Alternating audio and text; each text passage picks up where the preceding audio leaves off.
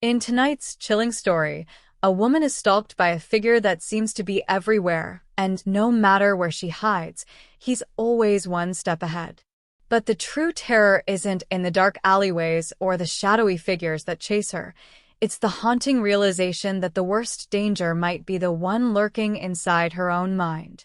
Stay tuned, because by the end, you'll question everything you thought you knew about fear.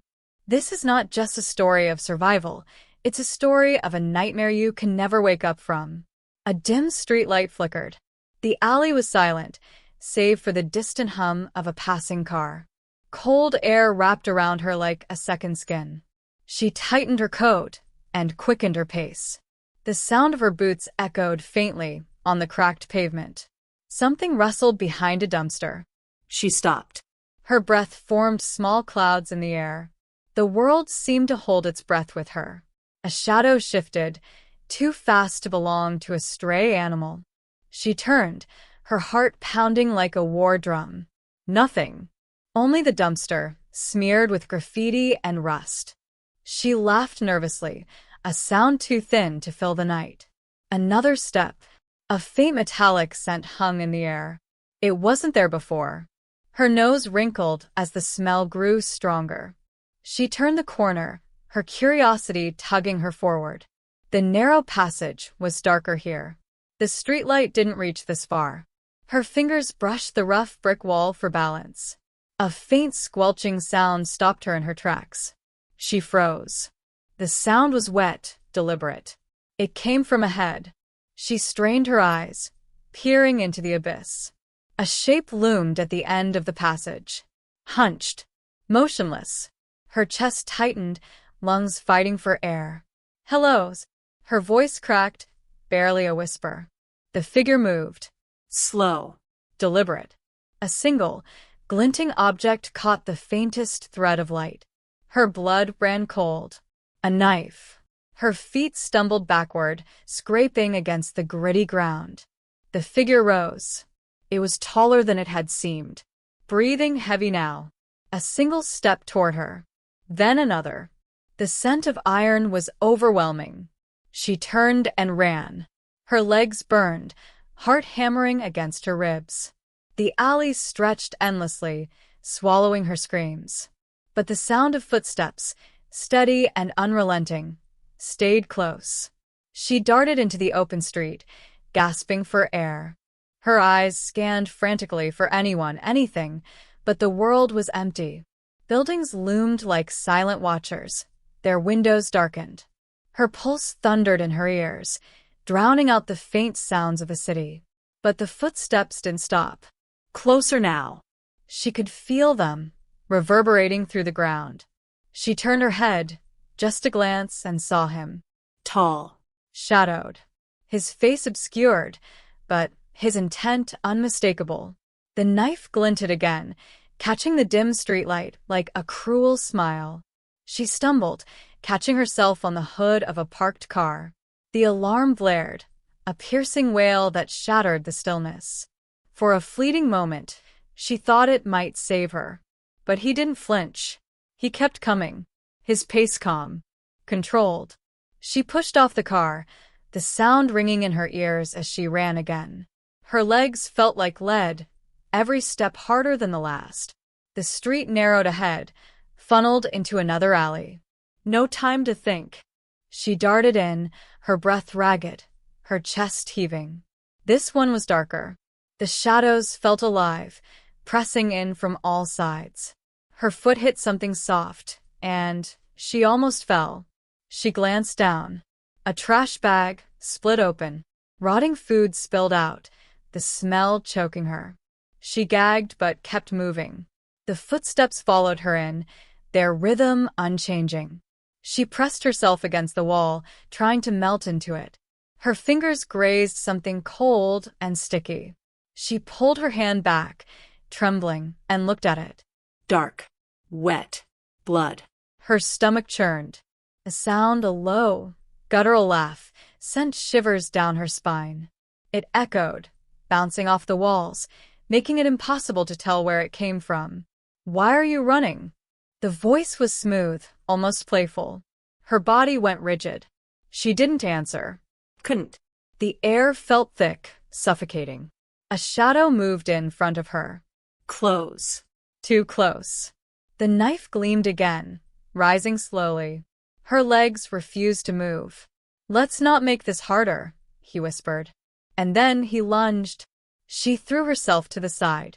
The blade slashed the air, missing her by inches. Her shoulder hit the wall, pain shooting through her arm, but she didn't stop. Scrambling, desperate, she crawled over the trash, the foul stench stinging her nose. The laughter followed her, low and menacing, wrapping around her like a noose. "You're quick," he muttered, his voice unnervingly calm. But not quick enough. She pushed herself to her feet, her palms slick with grime. Her body trembled, but she forced it forward, toward a faint glimmer of light at the far end of the alley. Each step felt like running through water, heavy and slow. Behind her, the steady crunch of boots on gravel. She didn't dare look back. The light ahead grew brighter, a small promise of escape. Her breath hitched as she reached a metal gate. She gripped it, pulling and shaking it, but it didn't budge. Locked. A sob escaped her lips. "No, no, no," she whispered, her voice breaking. Behind her, the footsteps stopped. She turned slowly, her back pressed against the cold metal. He stood a few feet away, the knife dangling from his hand. His face was visible now, illuminated by the dim light above. Pale skin stretched tight over sharp cheekbones. Eyes dark and hollow, like twin voids. He tilted his head, studying her, a cruel smile curling his lips. "Nowhere left to run," he said softly. Her mind raced, searching for options. Anything. Her eyes darted to the dumpster beside him, a pile of loose bricks on top. Without thinking, she grabbed the nearest thing, a shard of broken glass from the ground. It cut into her palm, but she barely felt it. He stepped closer, savoring her fear. She waited, her grip tightening on the shard. One step. Another. When he lunged again, she swung with all her strength. The shard connected with his face, slicing across his cheek. He stumbled back, a growl of pain escaping his throat. Blood dripped from the wound, dark and thick. His expression twisted, no longer amused, just enraged. She didn't wait to see what he'd do next. Her adrenaline surged, and she scaled the gate, her hands slick and raw. The sharp edges bit into her skin, but she climbed higher, desperation fueling her. Below, his voice rose, guttural and furious. "You'll regret that." Her heart pounded as she reached the top, throwing herself over. She hit the ground hard, pain jolting through her legs, but she scrambled to her feet. The street ahead was brighter, busier. She could hear voices, distant but real. Safety was close. She ran, not daring to look back, his threats still echoing in her mind. The voices grew louder. Faint at first, then sharper, closer. She turned a corner and saw them, a group of people, huddled under a flickering streetlight. Relief washed over her, but her legs refused to slow. She stumbled into the light, panting, her voice cracking as she called out, "Help me!" The group turned, startled. Their faces blurred through her tear-filled eyes. "There's someone, he's coming. He has a knife." A man stepped forward, his brow furrowed, glancing past her into the shadows. "Where?" he asked, his voice calm but firm. She spun around, pointing toward the alley she had escaped from. But it was empty.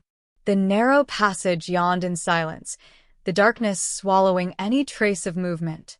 She stared, her chest heaving, her mind racing. No, he was there. He was chasing me. Her words trailed off as doubt crept into her voice. The man stepped closer, his hand resting lightly on her shoulder. "It's okay," he said. "You're safe now." But she didn't feel safe. Her eyes darted back to the alley, scanning every shadow, every flicker of light. Her palms throbbed, the cut stinging, the sticky warmth of her blood a cruel reminder. Another woman in the group approached, wrapping a coat around her shoulders. "You're hurt," she said softly. "Let's call someone." She nodded, her throat too tight to speak. Someone pulled out a phone, dialing, their voice a distant hum in her ears. She couldn't focus. Her gaze kept drifting back to the alley, waiting for him to appear. But he didn't. The minutes stretched, each one heavier than the last. The man who had comforted her walked toward the alley, peering into its depths. "I don't see anyone," he said, his tone cautious. Her stomach twisted. "I swear," she whispered. "He was there. He cut my hand." She held up her palm, the blood still fresh, proving her story. The man frowned, nodding slowly. "I believe you," he said. But his eyes betrayed doubt. Before she could argue, a loud noise shattered the moment, a trash can tipping over, its contents spilling into the street. She flinched, her body tensing, her eyes snapping toward the sound. The group turned too, their murmurs growing louder. The man edged closer to the noise, his movements cautious. But when he reached the can, he froze. "What is it?" someone asked, their voice trembling. He didn't answer. Instead, he stepped back, his face pale. Curiosity overrode her fear, and she moved closer, her legs shaky. What she saw made her stomach drop. The trash can wasn't just overturned. Inside was a bloodied coat. A familiar one. Her coat. The one she'd torn off when she climbed the gate. Her breath caught in her throat. "He was here," she whispered. "And he still might be." The group fell silent. The air grew thick, heavy with unspoken fear. She took a shaky step back, her eyes fixed on the bloodied coat. Her mind raced, piecing together fragments of the chase, the escape, the relentless footsteps. How did it get here?" she stammered. The man near the trash can turned to her, his face ashen. "Are you sure this is yours?" She nodded, her voice caught in her throat. "It's mine. I ripped it off when I climbed the gate. He must have taken it." The group exchanged uneasy glances. One woman pulled her phone closer, her trembling fingers dialing faster now. "We need the police," she said, her voice wavering. The man nodded, but didn't take his eyes off the alley. "It means he's close," he said quietly. Her pulse quickened. The street suddenly felt too open, too exposed. Every shadow seemed to shift, every sound amplified. A faint scrape echoed from somewhere nearby. Her heart jumped. Everyone froze, their heads snapping toward the sound. It came from behind a row of parked cars, just beyond the dim light of the street lamp. The man motioned for the group to stay put, but she couldn't help stepping closer. Her instincts screamed against it, but curiosity and terror pulled her forward. "Don't," someone whispered, grabbing her arm. But she shook them off, her eyes locked on the dark gap between the cars. Another scrape, louder this time. The man approached slowly, his phone flashlight cutting through the darkness. The beam trembled as it landed on something, a pair of scuffed boots, just visible beneath one of the cars. Her breath hitched. The man froze, his flashlight shaking slightly. Then the boots moved. A single step, deliberate. Slow. "Who's there?" the man called out, his voice firm but strained. Silence. Then, a low chuckle drifted from the shadows. It was the same laugh, the one she'd heard in the alley. Her blood turned to ice. The man stepped back, the flashlight unsteady in his grasp. "Show yourself," he demanded, but his voice faltered. The laughter grew louder, echoing in the still night. And then, from beneath the car, the figure emerged, slowly, deliberately, as if savoring the moment. It was him. His face was lit now, the pale skin, the hollow eyes, the cruel slash of a smile. The knife gleamed in his hand, coated in a dark stain that made her stomach churn. The group gasped, some stepping back, others frozen in place. The man raised his hands, trying to calm the situation. "Hey, listen. You don't need to do this," he said, his voice wavering. But the man with the knife didn't respond. He only stared at her. His gaze bore into hers, unblinking, unwavering, as if no one else existed. And then he took a step forward, toward her. Her breath caught in her throat. The world seemed to slow, each second stretching unbearably long. He stepped closer, the knife gleaming under the flickering streetlight. His movements were calm, calculated, like a predator closing in on prey. The group around her froze, their fear palpable, choking the air. "Stay back," the man with the flashlight shouted, his voice trembling. But the figure didn't falter. His eyes stayed locked on hers, hollow and unrelenting. A cruel smile curled at the corners of his mouth. "Why are you so scared?" he murmured, his tone mocking, almost amused. Her legs refused to move, rooted in place by a paralyzing terror. She could hear the blood pounding in her ears, feel the cold sweat dripping down her back. The man holding the flashlight stepped between them, his hands raised defensively. "Leave her alone," he said, louder this time, though his voice cracked on the last word. The knife-wielding man stopped, tilting his head like a curious animal.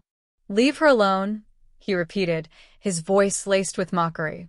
He chuckled, low and guttural. "Oh, I don't think so."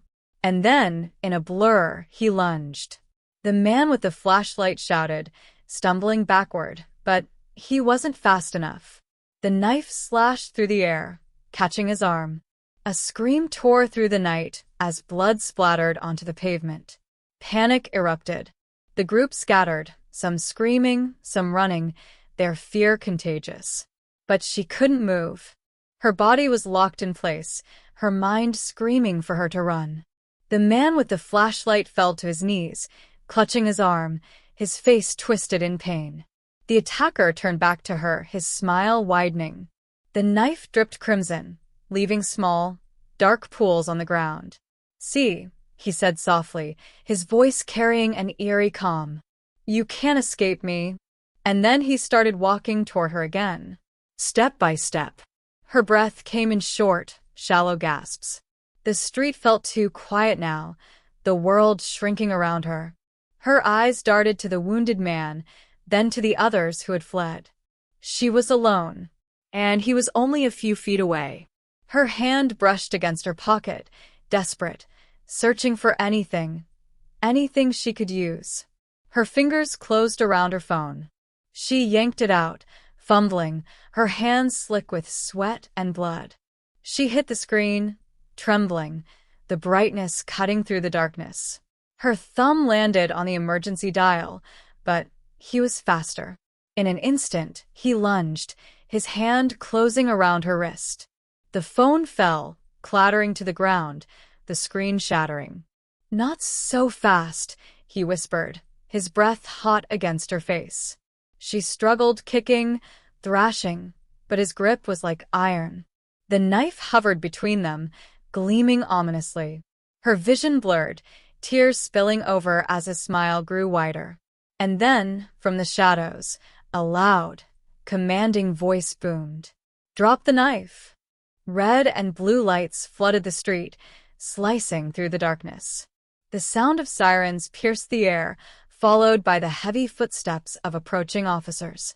The attacker hesitated, his grip faltering for a split second. She didn't think. She yanked her arm free and stumbled backward, falling hard onto the pavement. The officers closed in, shouting orders, their weapons drawn. "On the ground." "Now." The man's smile faded, replaced by a flicker of something else, rage. But he didn't move. He stood there, the knife still in his hand, as if weighing his options. And then, with a sudden burst of movement, he turned and bolted into the shadows.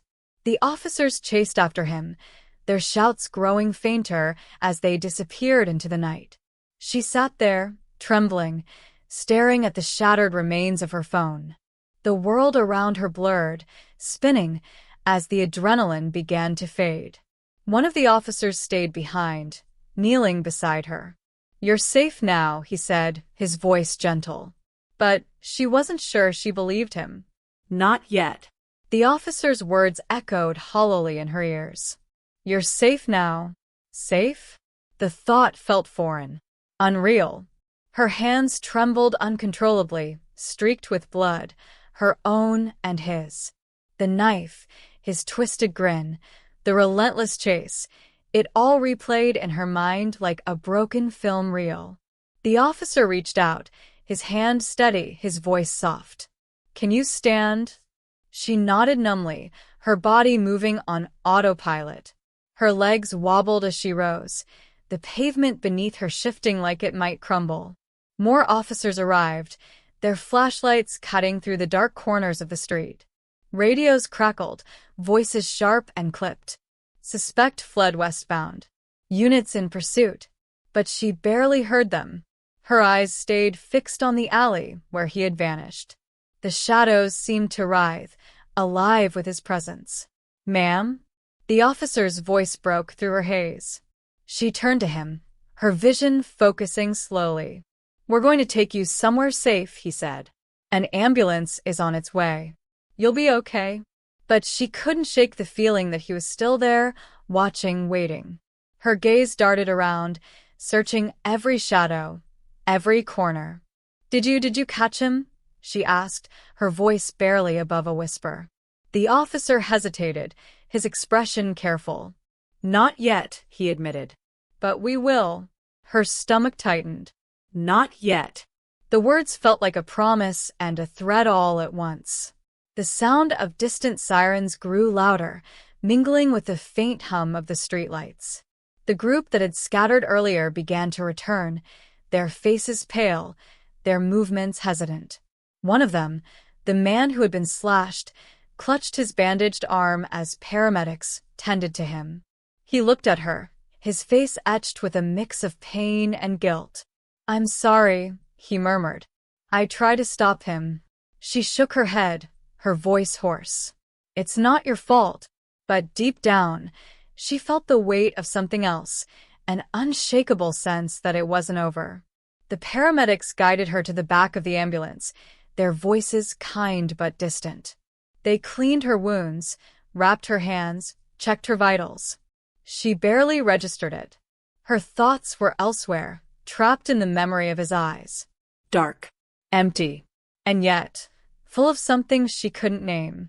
Ma'am, one of the paramedics said gently, pulling her back to the present. You're in shock. We're going to take you to the hospital, okay? She nodded, her body numb, her mind racing. As the ambulance doors closed, sealing her inside, she caught one last glimpse of the alley. A flicker of movement. A trick of the light, maybe. But it made her blood run cold.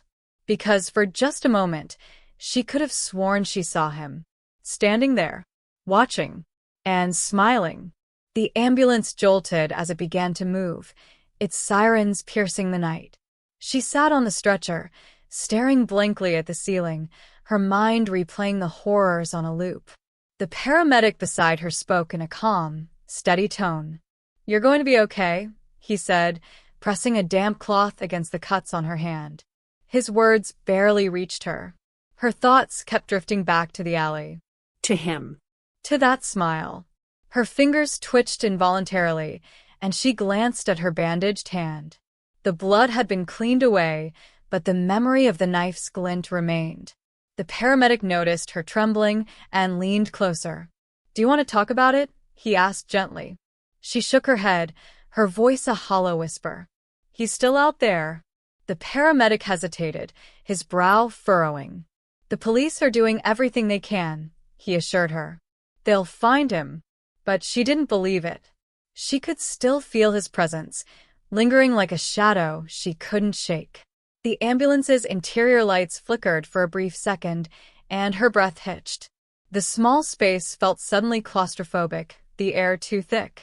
Her eyes darted to the rear doors, half expecting to see him standing there, peering through the windows. But there was nothing. Just the endless blur of the city streets, illuminated by the flashing red and blue lights. The paramedic handed her a bottle of water, his expression soft with concern. You're safe here, he said, his voice soothing.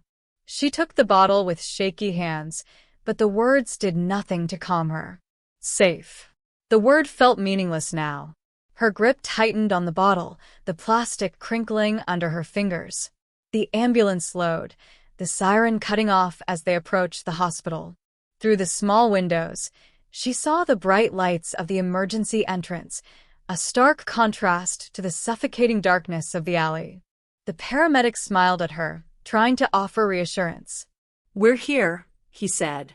As the ambulance doors opened, the cool night air rushed in, and with it came a fleeting sense of relief. But then she saw something, or thought she did. Across the parking lot, near the edge of the shadows, a figure stood. Still. Watching. Her heart leaped into her throat as she froze, her body refusing to move. The paramedics stepped out first, one of them turning back to help her down. She hesitated, her eyes locked on the distant figure. But when she blinked, it was gone. Nothing but empty darkness. "Miss," the paramedic called, snapping her back to reality. She climbed out of the ambulance, her legs shaky, her head spinning. The hospital doors slid open, and the sterile light spilled out, casting long shadows on the pavement. She stepped inside, the cold, clinical air hitting her face. But even here, surrounded by bustling nurses and the hum of machines, she couldn't shake the feeling. He was out there. Somewhere. And he wasn't finished yet. The hospital's fluorescent lights buzzed softly, a stark contrast to the oppressive silence she had just escaped. Nurses guided her to a small room, their voices calm, their movements efficient. She sat on the examination table, her legs dangling, her body stiff as stone. The room smelled of antiseptic, sharp and sterile, making her stomach churn. A doctor entered, clipboard in hand, offering a polite but detached smile. "We're going to take care of those cuts," he said, his tone measured. She nodded absently, her mind elsewhere, her gaze flickering to the door. The sound of footsteps in the hallway made her flinch, her pulse spiking. She told herself it was just a nurse. But the paranoia lingered, coiled tightly in her chest. The doctor worked quickly, cleaning and stitching her wounds, his gloved hands steady. She winced as the needle pierced her skin, the pain sharp and grounding. "Do you know who attacked you?" the doctor asked gently, breaking the tense silence. She hesitated, her throat dry. "Not his name," she murmured. "But I know his face." The doctor glanced at her, his expression unreadable. "The police will want every detail you can remember," he said. "They'll keep you safe." She didn't respond. Safe. The word had lost its meaning tonight. Once the doctor finished, a nurse escorted her to a private waiting room. It was small, dimly lit, the walls painted a dull beige that did little to soothe her nerves. She sat in the corner, her knees pulled to her chest, her phone lying broken in her pocket. The clock on the wall ticked loudly, each second dragging on endlessly. A knock at the door made her jump, her heart slamming against her ribs. It was a police officer, his uniform crisp, his demeanor calm but serious. He introduced himself, his voice steady, but she barely caught his name. "We need to ask you some questions," he said, pulling out a small notebook. She nodded, swallowing hard, her hands gripping the edge of her chair. "Tell us what you remember," he prompted, his pen poised over the paper. Her voice trembled as she recounted the night. The footsteps. The knife. His smile. The officer listened intently, his eyes narrowing at the mention of her coat in the trash can. "You're sure it was yours?" he asked, his tone sharp. "Yes," she said firmly, her voice breaking. "He must have taken it." He wanted me to see it." The officer's expression darkened, his pen scratching furiously against the paper. "Did he say anything to you?" She hesitated, the memory of his mocking words echoing in her mind. "You can't escape me," she whispered, her voice barely audible. The officer leaned back slightly, his jaw tightening. "Did you see where he went after the police arrived?" "No," she admitted, shame creeping into her voice. I was too scared. I I thought he was gone. But then, outside the hospital, she trailed off, her chest tightening. I thought I saw him. The officer's pen stopped mid-sentence. Here? At the hospital? She nodded, her breathing shallow. He was watching me. I swear he was there. The officer exchanged a glance with another officer standing at the door, his expression unreadable. We'll increase patrols in the area, he said carefully. And we'll make sure you're not alone. But his words didn't ease the cold knot of fear twisting in her stomach. Her eyes drifted to the small window in the room. The night stretched endlessly beyond the glass, deep and suffocating. She couldn't see him, but she could feel him. somewhere out there. Waiting. And this time she knew. He wouldn't stop until he finished what he started. The waiting room grew unbearably quiet. The ticking of the clock seemed louder, sharper, each second driving her deeper into her own head. She stared out the small window again, her reflection faint against the darkness beyond. The glass felt like a thin barrier between her and him, too fragile to keep him out. Her fingers tightened around the scratchy hospital blanket draped over her shoulders. Every sound, footsteps, distant voices, the soft creak of a door, sent her nerves into overdrive. The officer stood near the door, speaking quietly into his radio. She caught fragments of his words: suspect still at large, increased patrols, possible hospital sighting. Her pulse quickened. He wasn't far. She could feel it. Her thoughts spiraled as she replayed his words. You can't escape me. The way he said it, calm yet certain, like a promise carved into stone. The officer finished his call and turned to her, his face tired but kind. We'll have someone escort you home tonight, he said. She shook her head quickly, panic flashing across her face. No, she whispered. I can't go back. Not yet. The officer frowned. We can station a patrol outside your building. You'll be safe. But the idea of being alone, even with officers nearby, made her stomach twist. She opened her mouth to argue, but then she saw it. Movement. At the edge of the window. A flicker of something, a shadow, a shape shifting in the night. Her breath caught, and she froze, her eyes locking onto the glass. The officer followed her gaze, his hand instinctively resting on his holstered weapon. What is it? He asked, his voice low and cautious. She couldn't speak, couldn't tear her eyes away from the darkness. The shadow moved again, closer this time, just beyond the pale glow of the hospital lights. And then she saw him, a figure, partially obscured, standing completely still, watching. Her body went cold, and a small, involuntary gasp escaped her lips. The officer moved toward the window, his voice sharp now. Stay here. He stepped out of the room, calling for backup, his radio crackling with urgency. She pressed herself deeper into the chair, her heart hammering so loudly it drowned out everything else. The seconds crawled by as she waited, each one feeling like an eternity. Then, suddenly, the lights in the hallway flickered. Once. Twice. And then went out. The room plunged into semi-darkness, illuminated only by the faint emergency lights along the floor. Her breathing quickened, her hands gripping the chair so tightly her knuckles turned white. A low hum filled the air, distant and eerie, like the sound of an old machine struggling to work.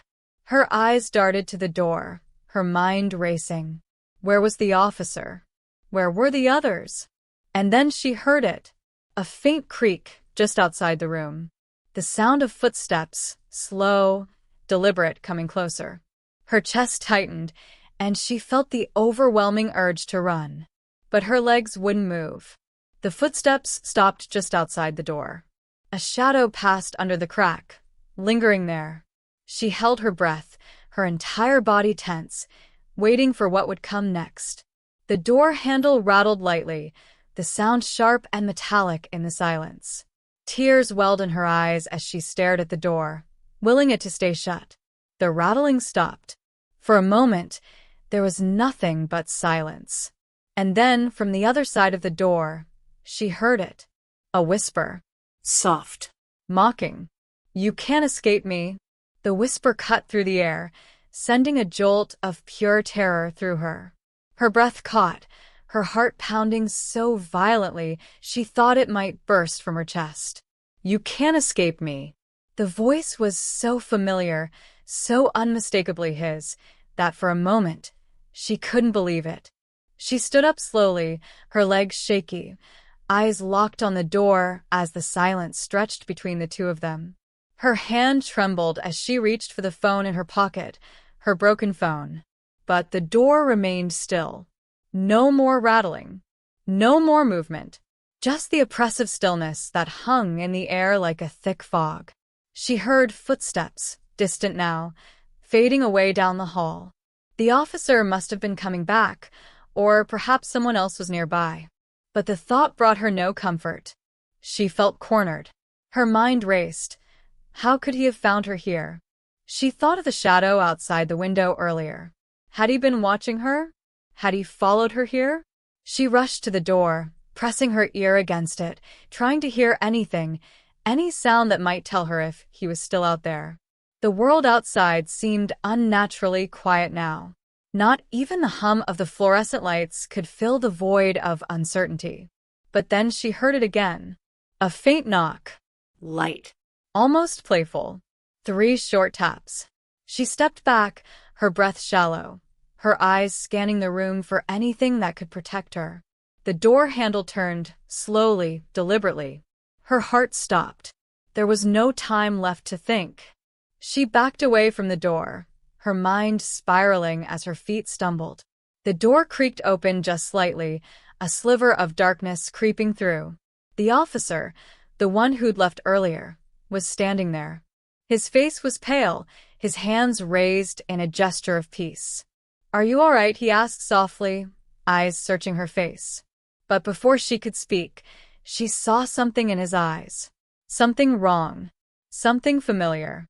The smile tugged at his lips, slowly, and the warmth in his voice melted into something chilling. "You can't escape me." The words sent ice through her veins. He stepped forward, his uniform now stained with something she couldn't quite place. She backed away, her body frozen in place. The walls seemed to close in, suffocating her. No. This couldn't be happening again.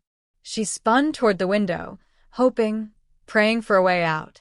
But the world outside had gone black. Darkness was all there was, and in the distance, she could hear the faintest echo of footsteps. Her own heartbeat. And his. The room felt colder than it ever had before, and her breath came in shallow gasps. The officer's smile twisted into something cruel, his eyes glinting in the dim light. But then everything froze.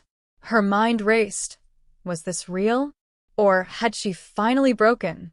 Her fingers curled into fists at her sides, every instinct telling her to run, but her feet were rooted to the floor. "You can't escape me," the officer repeated, the words hanging in the air like an unholy chant. But just as quickly as it began, the expression on his face shifted. The warmth returned, a flicker of humanity behind his eyes. "What are you talking about?" he asked, his voice soft, confused. She blinked, the world around her warping in and out of focus. Had she imagined it all? Had the trauma of the night been enough to distort reality? "Ma'am," the officer repeated, his hand reaching toward her in concern. But her gut told her something different. The air felt thick, as if it was closing in on her with each passing second. She turned quickly, instinctively, her breath quickening again. And there, standing in the doorway, was another figure. A second officer, his uniform crisp, his face pale. "I'm sorry," he said, his voice trembling. "We've been looking for you." Her heart dropped, her chest tightening with a mixture of relief and dread. Looking for her? But the officer's gaze flickered nervously toward the man who had been standing by her side. The first officer, now standing silent and still, staring at her with that same strange, unsettling smile. And that was when it hit her. The realization that had been there all along, hidden beneath the chaos and fear. It wasn't the officers. It wasn't even the man in the alley. It was her. She had been running from herself. The truth had been staring her in the face for hours, and she had refused to see it. The real killer, the real monster. It had always been inside her. And now, as the room swirled into darkness, she understood. You can't escape me. Her own voice echoed in her mind. The last breath she took was the one she never could outrun.